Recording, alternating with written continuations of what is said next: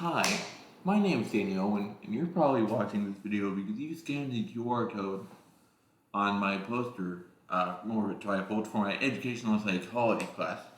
You know, that thing. Main reason I did this is because just straight up from a personal perspective, I went undiagnosed. Like I am undiagnosed ASD, ADHD. Like I have reasons to believe I have both those things, man.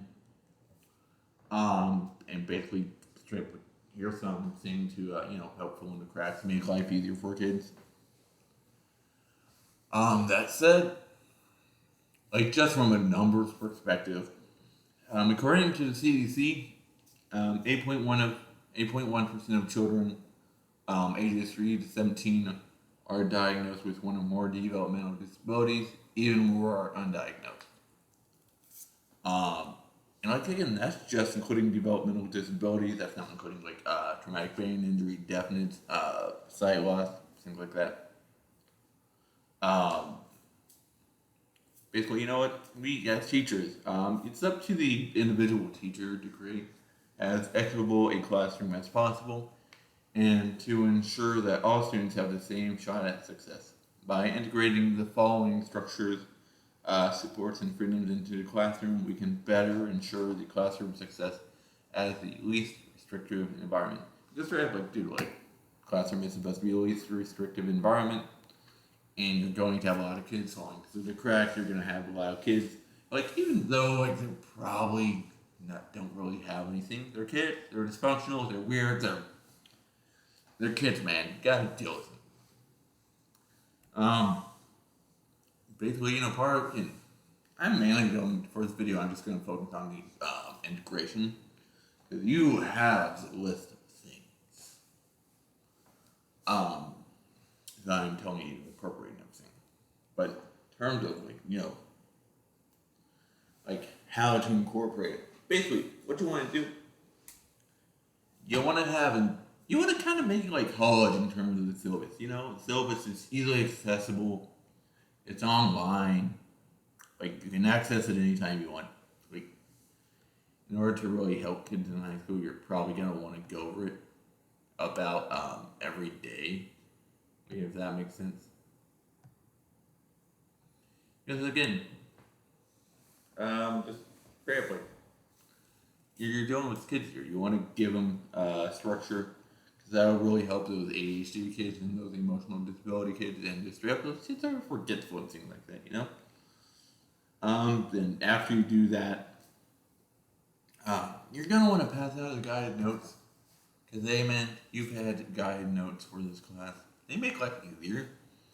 You help those kids with mainly ADHD, some learning disabilities. That's who those guided notes are mainly to help out, but also they do help out everybody else because they make it possible to follow along a lot easier and basically just fill in the gaps. Right, what? Then you know what? To bridge the gap between the this and the lesson, you're gonna want to use SEL, socio emotional learning, to basically just talk about the lesson, get the kids talking, get them socializing, and just teach them basic social skills. Because again, that's something that basically has to be learned.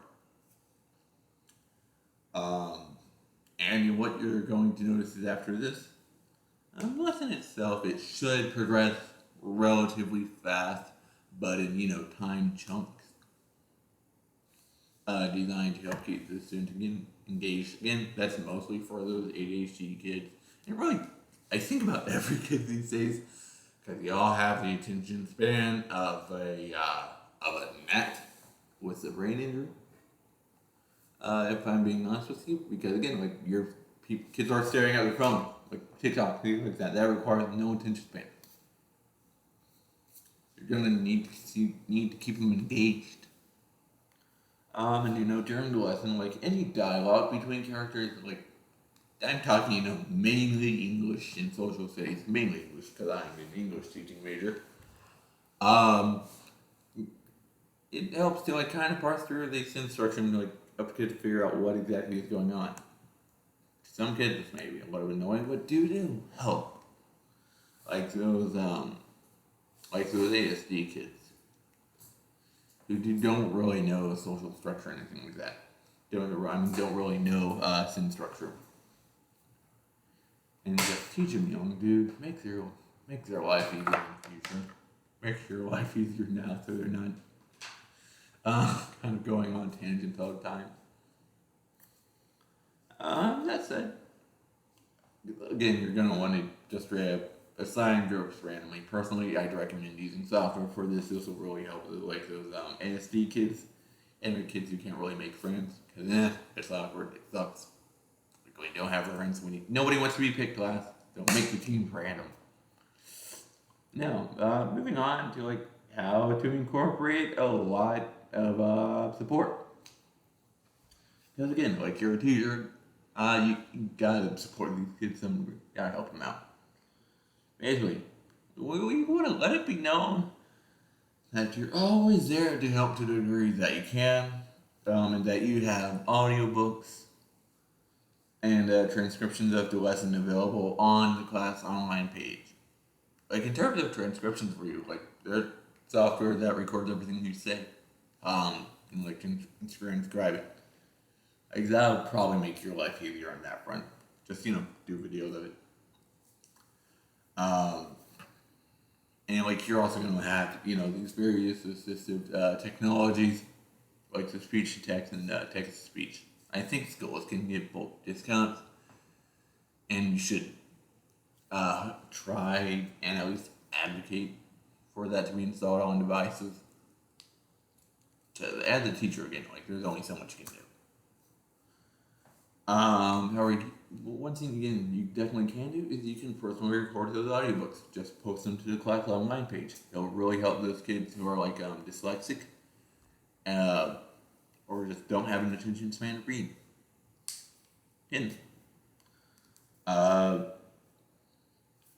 But also I'm just saying, man, the adjustment of expectations, it should all be relatively rare because that kid's just straight up on taking advantage of you. Because they're kids, they're not going to want to do work, man. Nature of things. But in terms of freedoms,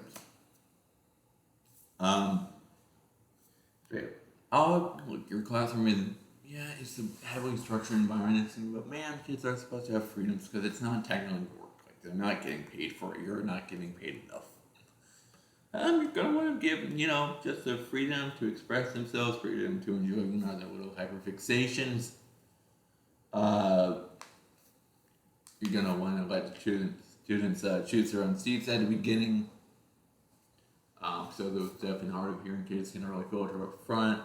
You're going to let them have easy access to fidget toys. Preferably like in a box, like right on your desk, so the kids aren't just stealing them in bulk. And you're going to, want to allow for students to use earbuds, whenever reasonable to do so, which is mainly when you're just working on assignments in class. And granted, you're going to want to say when it's acceptable to do so. You aren't going to want it to be assumed that, like, hey, can we hear about it all the time? Because they can't. You got to listen to the lecture. You got to listen to the instruction. Also, optional group work goes a long way. Because some kids don't like working in groups. Some kids can't work in groups, man. The way it works. You're just helping kids out by doing that. But like, dude, with these freedoms, like, you probably don't need to explain them every day because a lot of them are kind of implied. However, again, still school. You're just gonna want to say all this stuff like during syllabus week. And say like, hey, yeah, these are things you can do in class. Don't abuse them. And again, that's just the nature of presentation. The main services I've used were the CDC website, the Indiana Department of Education website, and just the various class materials that we've had throughout the semester here. Yeah, I also used the CDC. But yeah, that's it. Thank you so much for watching. Have a nice day. and you did a great job on your project as well.